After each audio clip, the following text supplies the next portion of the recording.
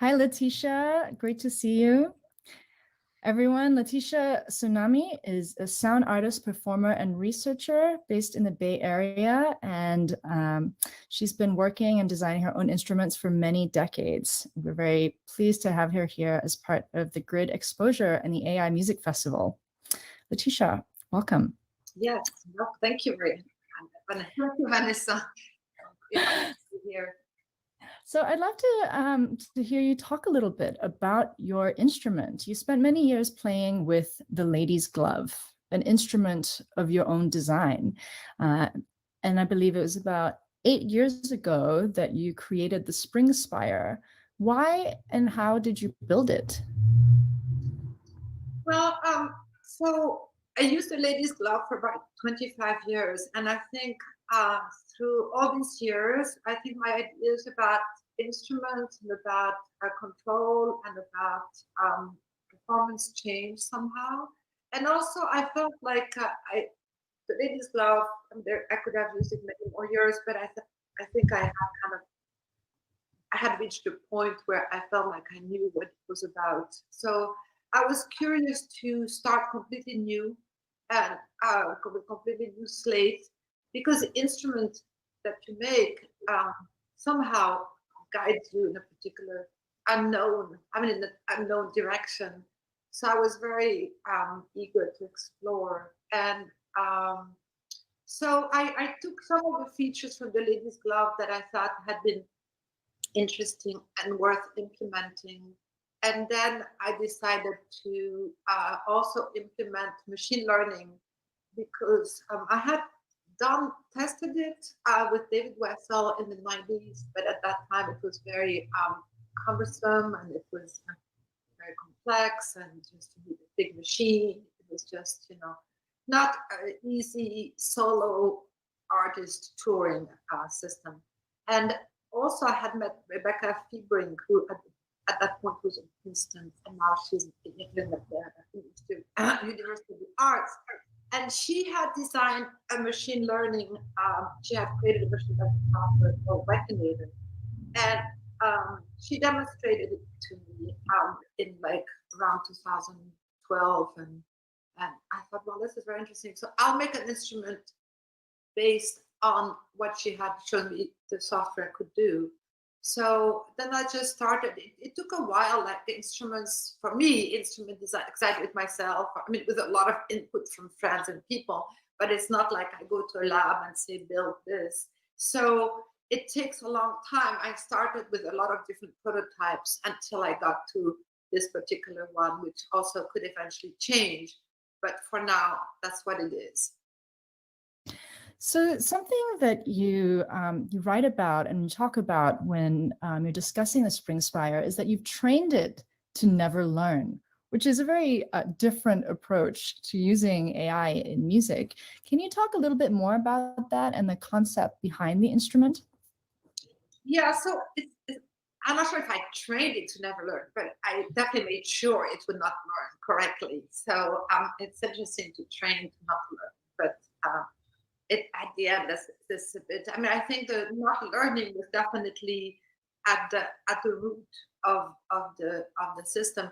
And the reason is that I think that when we build instruments, I mean, obviously, if you want to do very particular data analysis or data projection for whatever applications that people work with in AI, then I can understand. But in my case, I really wanted to create an instrument that let me explore some kind of unknown territories, or in this case, it's like synthesis. Some kind of with the glove, I had mapped it so that it would do certain things when I bent the finger, when I move the wrist, and all these things, and I could create all these relationships.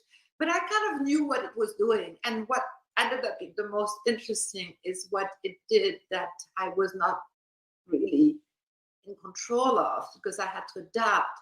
So create an instrument that would some kind of go a bit in unknown spaces and force me to adapt and respond was something that I was very interested in. So that's why I use the springs. It's kind of a chaotic system. So the feature extraction is done on the audio that's generated with the springs. But as you can see, the springs kind of like go and they rest. So this ability to somehow go into unknown audio, unknown sonic spaces was something that I was very interested in.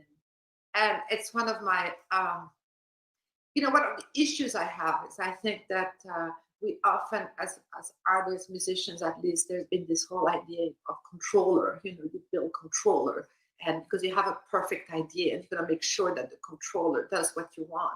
And I think that is great if you have great ideas. I don't have great ideas, so I'm always hoping that the machine is going to, bring me somewhere a bit different, because I'm not very interested in having the machine do what I wanted it to do, because I think that that's not what, for me, that's not what art is about. It's about some kind of exploring territories that, we cannot really fathom.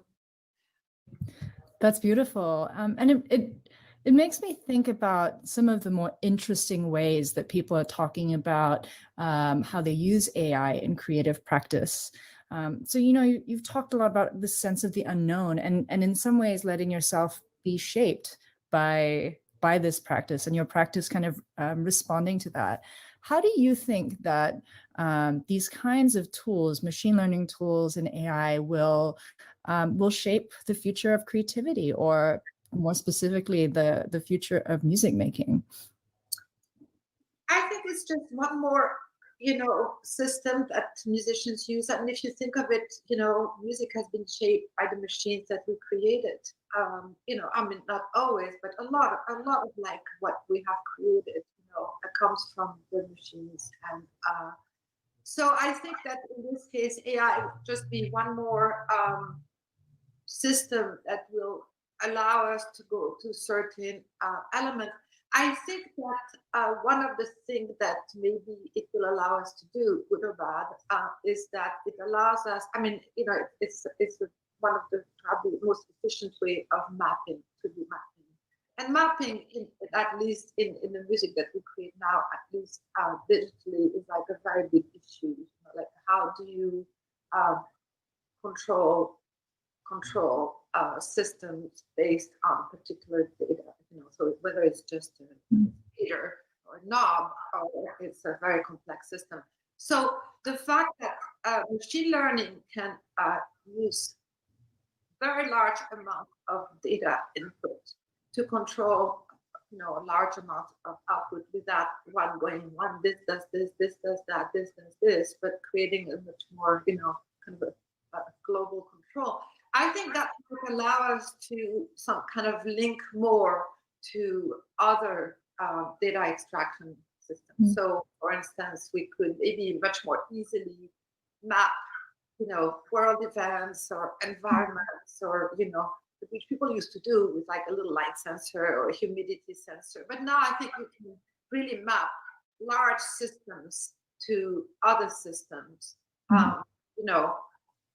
That I can see is probably one, for me at least, one of the interesting features that would allow us to connect worlds. We can connect different worlds in a much more complex way.